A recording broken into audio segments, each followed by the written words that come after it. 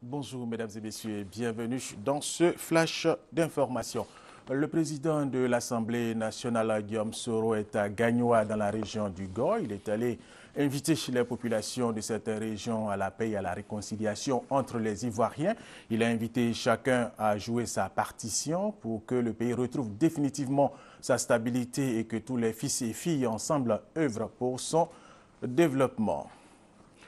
Le gouvernement va décaisser 613 millions de francs CFA pour réhabiliter le zoo d'Abidjan, lui redonner son lustre d'antan. 330 millions vont servir à réhabiliter le site quand le reste va permettre d'acquérir des animaux pour le repeuplement du zoo. Les travaux devraient démarrer les jours à venir.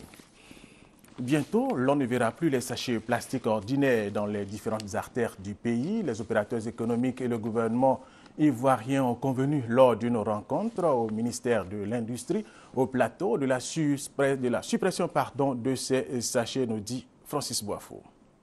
Sachets et autres objets plastiques, l'on en trouve dans toutes les communes de Côte d'Ivoire. Il suffit d'une pluie et voilà le résultat dans les bassins construits pour évacuer les eaux usées.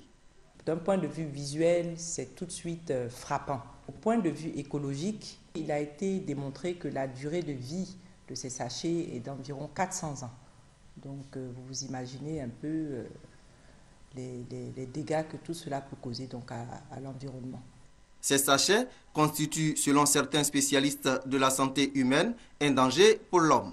Ils sont, selon eux, fabriqués à base de produits pétroliers et de plusieurs molécules chimiques. Le gouvernement décide de mettre fin à leur utilisation. Un décret est pris en mai 2013. Il interdit la production, l'importation, la commercialisation, la détention et l'utilisation des sachets plastiques. Ça va me faire plaisir si jamais il n'y a plus de sachets plastiques à terre partout.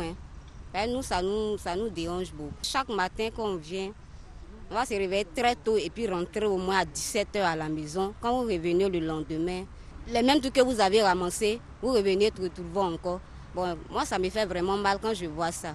Les sachets, c'est trop gênant. On ne veut plus la saleté dans ce pays. Sur le sujet, une rencontre est initiée entre les ministres de tutelle Alakwa Dioremi, Jean-Claude Brou et les industriels.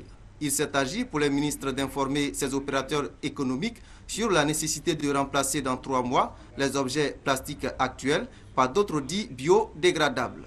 Les plastiques biodégradables sont des objets que l'on peut détruire facilement ou qui se dégradent rapidement et tout seul dans la nature. Lutter contre la pollution et améliorer le bien-être des populations ivoiriennes. C'est l'objectif visé par le gouvernement en instaurant l'usage des plastiques biodégradables. En sport athlétisme de Moscou, médaillée d'argent aux 100 mètres, la star ivoirienne Muriel Aouré court pour l'or cet après-midi. Elle a brillamment obtenu sa qualification pour la finale lors des demi-finales des 200 mètres. L'avocat français Maître Vergès, surnommé l'avocat des causes perdues, est décédé hier en France à l'âge de 88 ans suite à un arrêt cardiaque. La Côte d'Ivoire était présente au 12e forum sur l'AGOA, African Growth Opportunity Act, la loi américaine autorisant les pays en Afrique subsaharienne à vendre plus de 6 000 produits aux États-Unis d'Amérique sans droit de douane. C'était à Addis Abeba. Le thème de ce forum, la transformation durable par le commerce et la technologie. La rencontre a permis au ministre ivoirien du Commerce, Jean-Louis Bion, de faire du lobbying en faveur de la Côte d'Ivoire. L'actualité au Gabon, les dirigeants de certains partis de l'opposition réunis au sein de l'Union des forces pour l'alternance ont sillonné les principaux centres d'enrôlement biométrique de Libreville pour évaluer l'exécution de l'enrôlement des Gabonais en âge de voter afin de constituer le fichier électoral biométrique qui servira lors des élections locales de novembre 2013. Le nouveau fichier électoral est sujet à polémique. En Égypte, la dispersion sanglante des manifestants pro-Morsi au Caire a fait plus de 500 morts selon le bilan officiel. Les frères musulmans, eux, déplorent 2200 victimes pour les autorités égyptiennes. Ces morts, selon le chiffre, sont en majorité des civils. Ce vendredi, après la prière, les pro-Morsi et anti-Morsi appellent leurs partisans à une autre journée de manifestation. Et c'est la fin de ce flash d'information. Merci de nous avoir suivis. Je vous retrouve à 13 h.